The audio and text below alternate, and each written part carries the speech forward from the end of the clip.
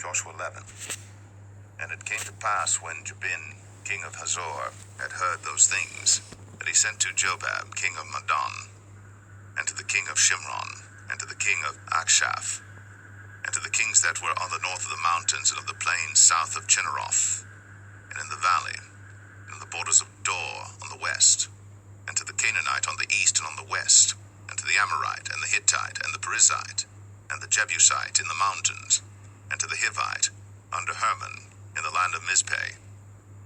And they went out, they and all their hosts with them, much people, even as the sand that is upon the seashore in multitude, with horses and chariots very many. And when all these kings were met together, they came and pitched together at the waters of Merom, to fight against Israel.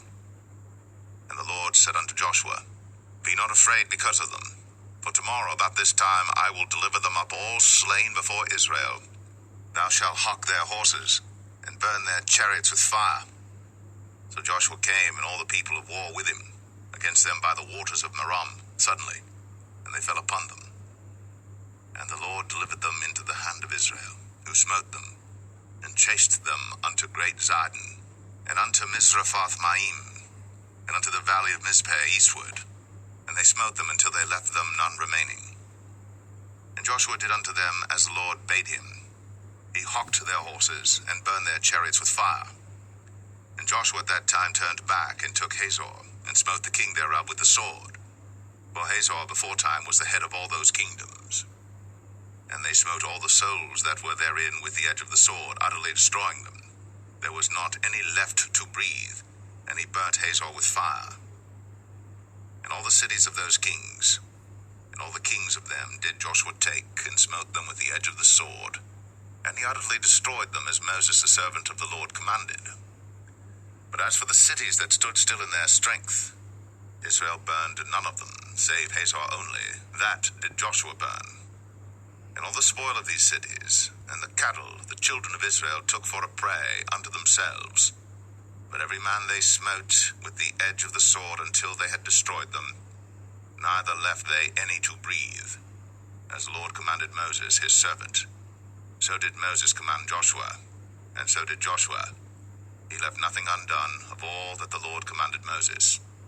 So Joshua took all that land, the hills and all the south country, and all the land of Goshen, and the valley, and the plain, and the mountain of Israel, and the valley the same, even from the Mount Halak that goeth up to Sire, even unto Baal-gad, in the valley of Lebanon, under Mount Hermon, and all their kings he took, and smote them, and slew them. Joshua made war a long time with all those kings. There was not a city that made peace with the children of Israel, save the Hivites, the inhabitants of Gibeon. All other they took in battle. For it was of the Lord to harden their hearts, that they should come against Israel in battle, that he might destroy them utterly, and that they might have no favor, but that he might destroy them as the Lord commanded Moses. And at that time came Joshua, and cut off the Anakims, from the mountains, from Hebron, from Debir, from Anab, and from all the mountains of Judah, and from all the mountains of Israel. Joshua destroyed them utterly with their cities. There was none of the Anakims left in the land of the children of Israel. Only in Gaza and Gath and in Ashdod there remained. So Joshua took the whole land, according to all that the Lord said unto Moses, and Joshua gave it for an inheritance unto Israel according to their divisions by their tribes. And the land rested from war.